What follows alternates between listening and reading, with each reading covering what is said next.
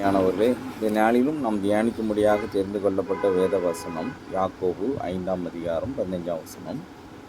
அப்பொழுது விசுவாசமுள்ள ஜெபம் பிணியாளியை ரட்சிக்கும், கர்த்தர் அவனை எழுப்புவார், அவன் பாவம் செய்தவனானால் அது அவனுக்கு மன்னிக்கப்படும். இந்த நாளிலும் விசுவாசமுள்ள ஜெபத்தை குறித்து நாம் தியானிக்க இருக்கிறோம்.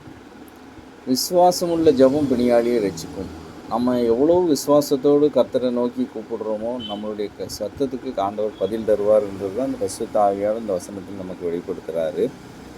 கர்த்தராகிய இயேசு கிறிஸ்து சொல்ல மத்தேயு 18ஆம் அதிகாரம் 20ஆம் வசனத்தில் சொல்கிறாங்க, எங்கே 2 பேர் 3 பேராவது என் நாமத்தினாலே எங்கே கூடியிருக்கிறார்களோ அங்கே அவர்கள் நடுவில் நான் இருக்கிறேன் என்று சொல்கிறார். கர்த்தர் ஒன்று கூடி ஜெபிக்கும்போது ஒரே மனதோடு ஒரு மனப்பாடோடு நம்ம ஜெபிக்கும்போது கர்த்தர் நம்முடைய சத்தத்துக்கு பதில் தருவேன் சொல்கிறாரு.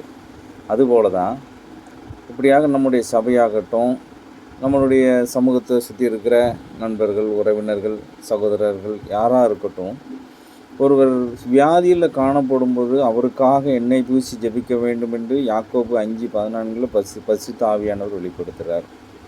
அப்படி கூடி ஜெபிக்கும்போது ஒருவருக்கொருவர் குற்றங்களை அறிக்கையிட்டு ஒருவருக்காக ஒருவர் ஜெபிக்க வேண்டும். அப்படி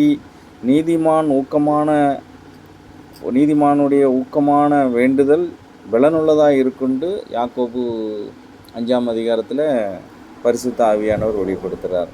நம்ம இப்படி ஜெபிக்கும்போது அந்த ஜெபம் அந்த கர்த்தருடைய சமூகத்தில் கேட்கப்பட்டு கர்த்தர் அவன் பாவம் செய்தவனால் அவனுடைய பாவத்தை மன்னித்து கர்த்தர் அவனுக்கு ஒரு பெரிய எழுப்புதல் தருவார், ஒரு விடுதலை தருவார்னு சொல்லப்பட்டிருக்கு. அப்படியானால் இதில் பாவத்தை குறித்து சொல்லப்பட்டிருக்கு. பாவத்தினால தான் வியாதி வருதான்னா அப்படி இல்லை. சில வியாதிகள் பாவத்தினால் வருது. அப்படி நம்ம சரீரத்தில் பாவத்தினால் ஒருவேளை வியாதி வந்திருந்துன்னா அந்த நேரத்தில் நம்ம அறிக்கையிட்டு ஜெபம் பண்ணும்போது ஒன்று கூடி ஒருவருக்காக ஒருவர் நம்ம பாரத்தோடு ஜெபிக்கும்போது அந்த ஜெபம் கர்த்தருடைய சமூகத்தில் கேட்கப்பட்டு கர்த்தர் அவனை எழுப்புவார்னு சொல்லப்பட்டிருக்கு. அவன் பலவீனங்கள் நீக்கப்படும் சொல்லப்பட்டிருக்கு.